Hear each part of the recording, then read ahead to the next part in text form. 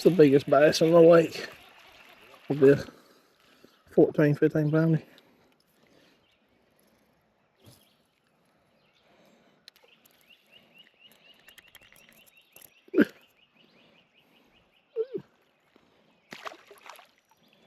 All right, everybody, so welcome back to another episode of Colt and Posey Fishing. Today, I'm going to kind of walk you through what happened. So we're definitely in the post-spawn era.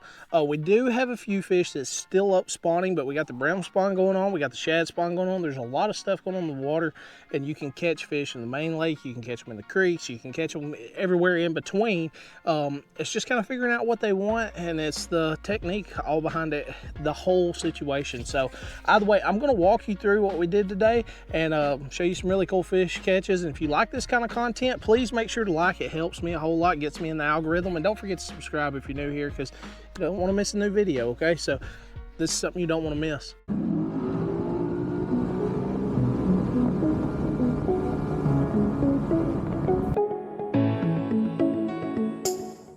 Spotted bass fisheries are great for top water bites. Oh. Yeah.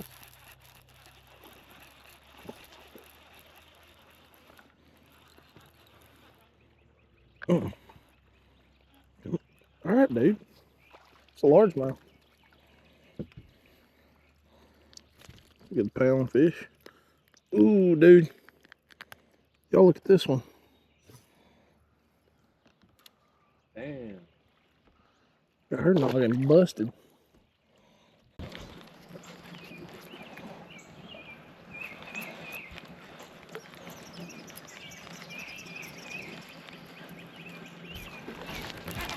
Hey, let's get there.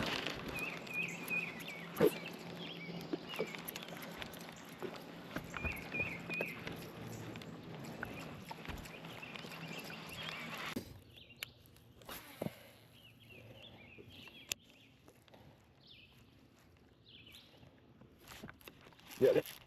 Oh, come on. Come on, come on, come on, come on. Oh, he come off. The little joker.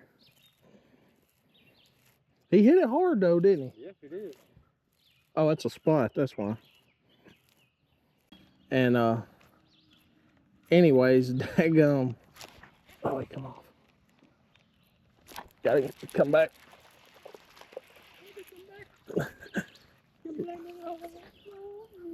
Another large man.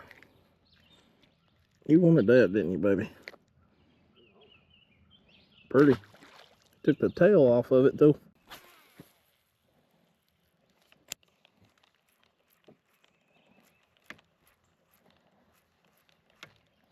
Got him. The short striking now, ain't they?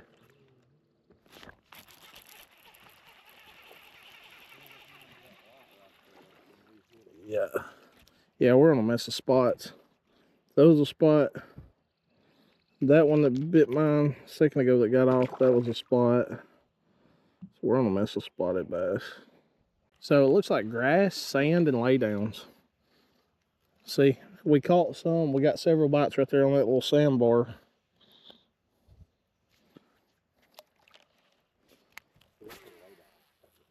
Oh, just a tree that's in the water.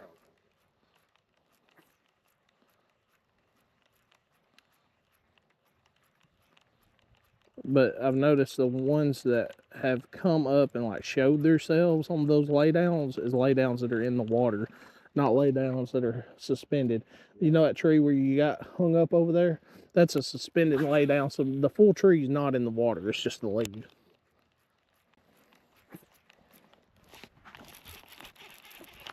Ooh. He spit it.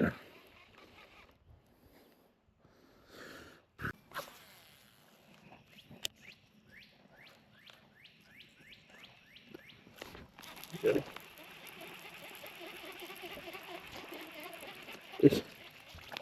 It's a dwarffish.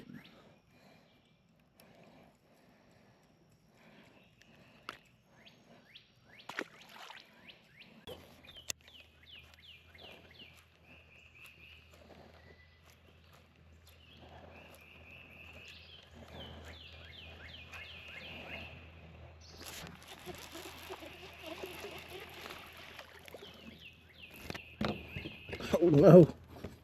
Quick release. Quick release. Quicker than that. Shut. Twitch your rod tip down. Slack line, just like you was doing. There you go. Oh, that's a good one. Just resting. Oh, that was the female. That was the female. That was a good one. I just went dark. I just quit reeling it. Yeah. Down. That's the way they'll hit it. It's on that drop. You'll twitch it a few times and then.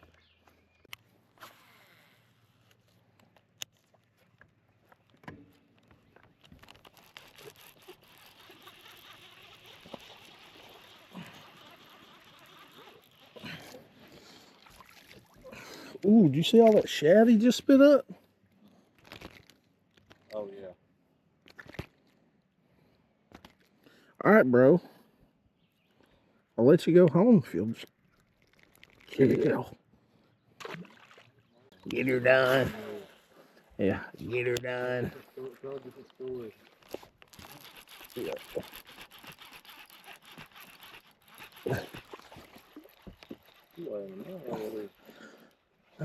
I ain't caught but two. Yeah, that's a better one.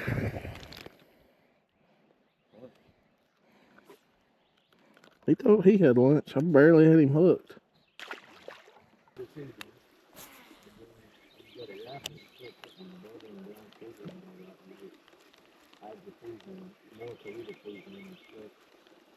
Gotcha. We're on a bunch of them, Macaulay. Go straight back.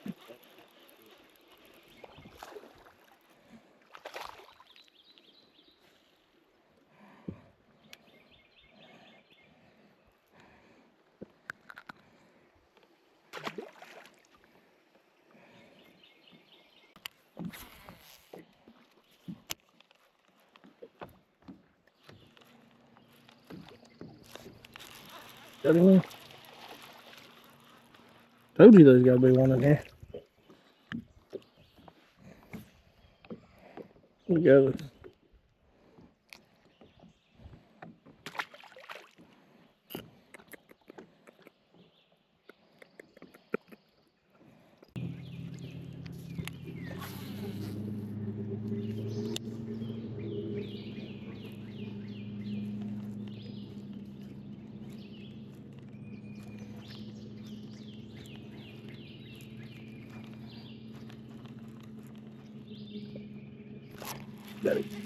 There's a buck. There ought to be another female. There ought to be a female up that way.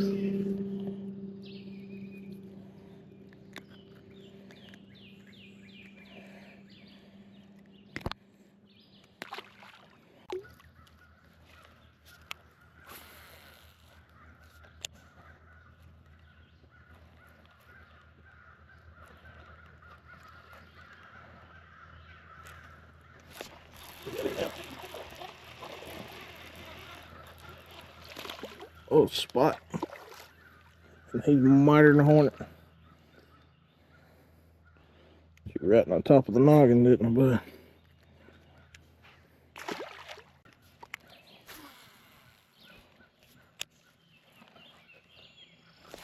That was a good bite. Stay down. Throw up over right where I just caught this one. Large man.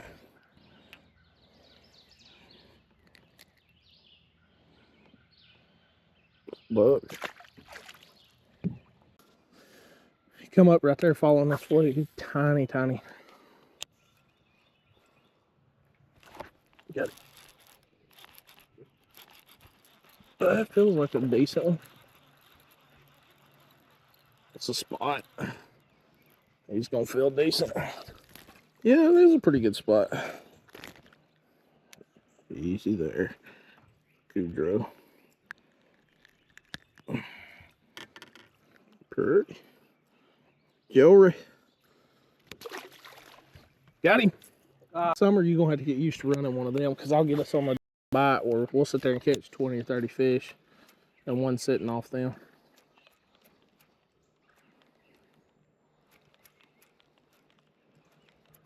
But you gotta move them fast during the summer. If you don't, there he is. You'll just miss them. That's a largemouth, dude. Yeah, It's a largemouth. All right, so look. This is a buck bass. Look at the color of her fins, or his fins. Plus, watch. Nah, he ain't gonna do it. You got the rest of the day to kick back or do whatever you need to do.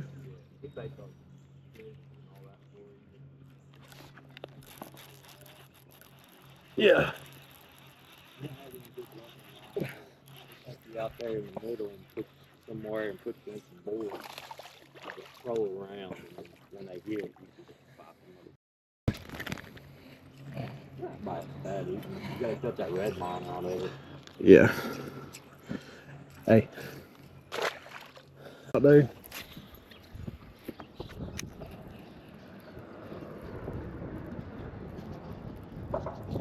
Oh, he missed it. There he is. No, I got him. Old spot.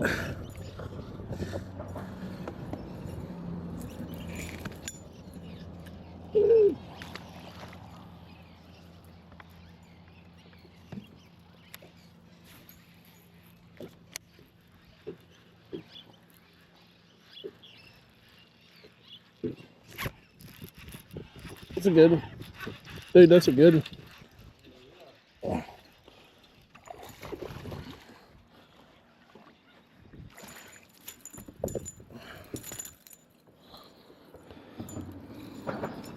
I think there's more than one there.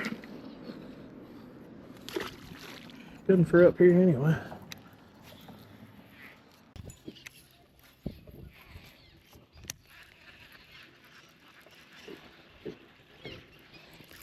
Got him. That's another good one. Always get me on the concrete. It's a largemouth. Woo! Look at that tub.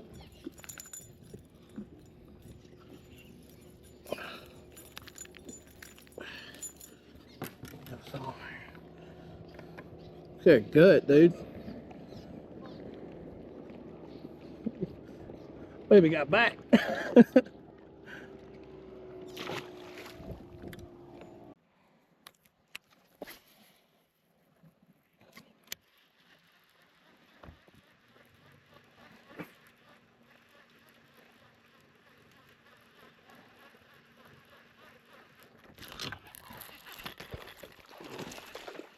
I broke my rod.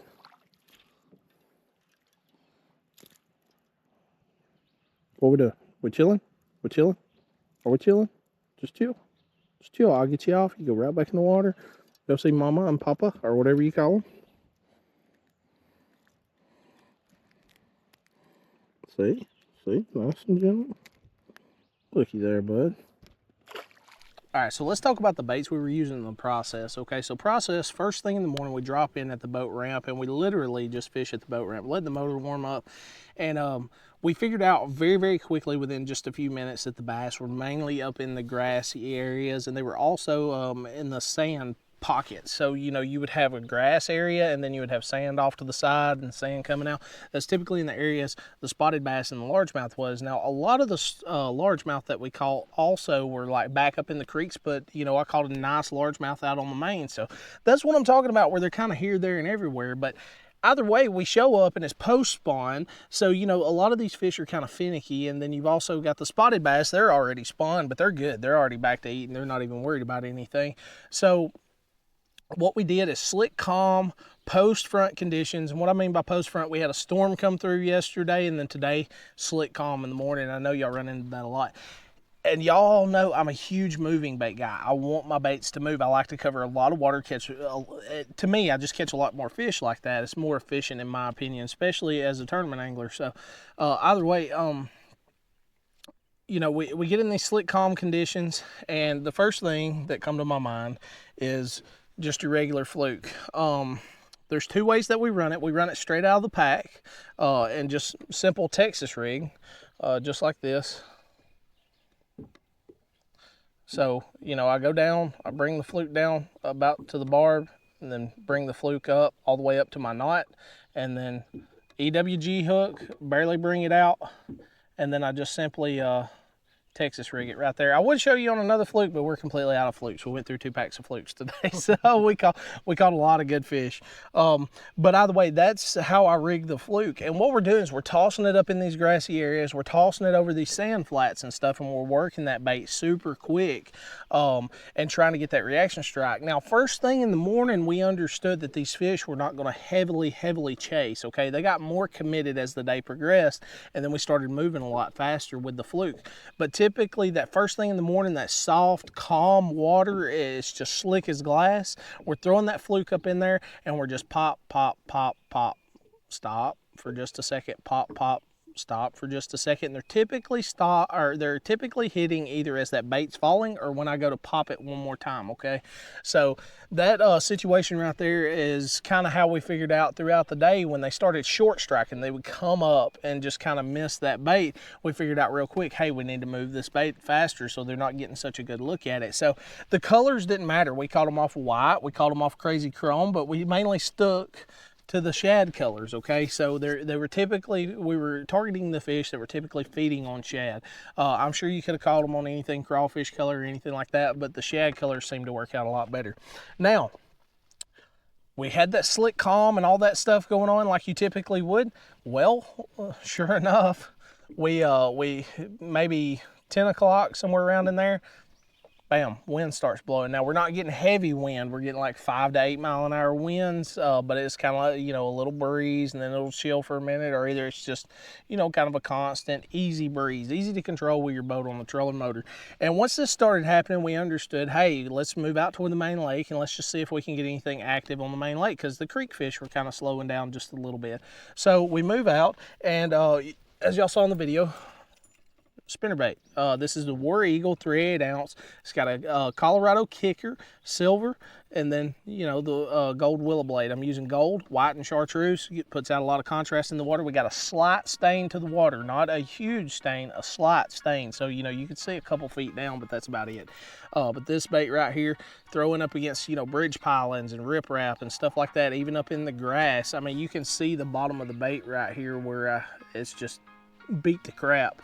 Don't be afraid to throw these baits up in cover. The fish that we were catching on the bridges and stuff, we're throwing super close to the pillars. That's typically where those fish are, and they're targeting close to the top of the water. So they're definitely up, they're definitely hungry, and this is a great time for you to be on the water. But either way, guys, I really appreciate y'all. Make sure to like and subscribe. Like I said, it helps me out a whole lot, and I'll see you next time.